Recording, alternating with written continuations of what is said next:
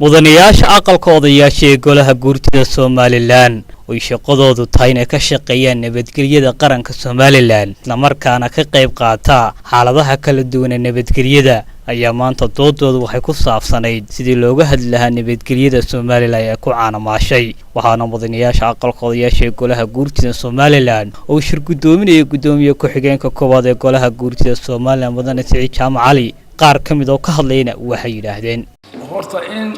marka ugu horeysa loo yeero bara saabka caasimada sidoo xaafadaha xaafad waliba gudi bay leedahay xaafad waliba gudi xagooniya bay leedahay si amar loo siiyo qolo walba xaafad laba imka laba waxa la yaa habeen dhaweed waxa la yaa xaafadayada qolo Sheekh Madar bay ka timi qolana xaganiyana iyo Hargeysa ka timi halka dhaxdayada la isku qabsaday bileesku inta uu taageeli maayo waxa marka loo baahan yahay in gudiyada xaafadda la shaqo geliyo وأرن runtiisi runtu u baahan tahay waxa weeye waa national issue xal u baahan qaran marka waxaan leeyahay anu kama marna siyaasadda waxay hoos wada ognahay xisbiyada dhaqaalaha ka baxaan waxa ay ku baxaan saddex xisbi kala reed mayaan mid xukuumiya iyo mid mucaarida waxaan ku wadi dhaqaalaha ka badan waxay ku baxaan dhalinyarada dhalinyarada marka laga wacdiyo anshaxumada ay sameynayaan iyo nabadgelyada waxa loo baahan yahay inay jiraan in ciidanka nabadgelyadu dalbayo ciidan gobolada loo qoro nabadgelyo ciidanka anshaxa iyo nabadgelyada oo gooluhu ugu qaybsan oo xitaa anshaxumada waxa kamid ah sidan ay u socdaan baaba kamid ah ama dharka u xiranayaan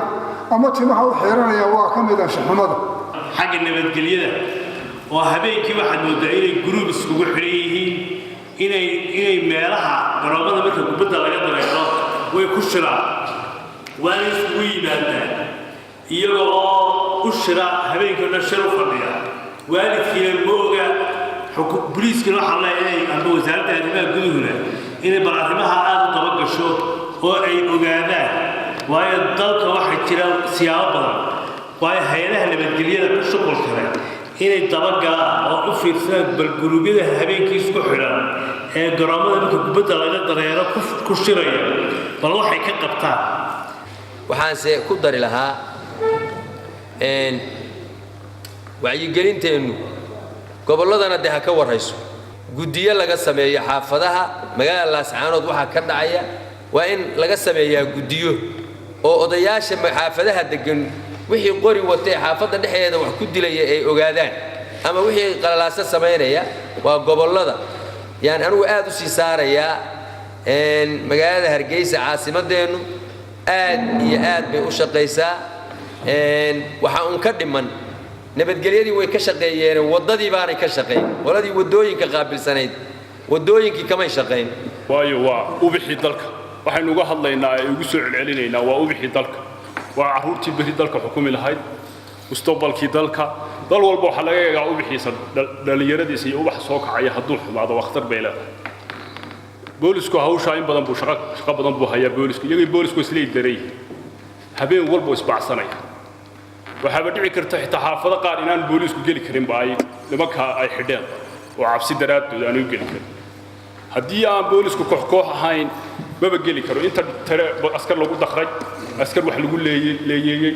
haddaan ay koox u socono gaari wadano hadday gaari kastaan guryaha ka geliyaan waalidkuna waxaad moodaa hawsha inaan wada shaqayn kala lahayn waxaan oran lahaa war waalidku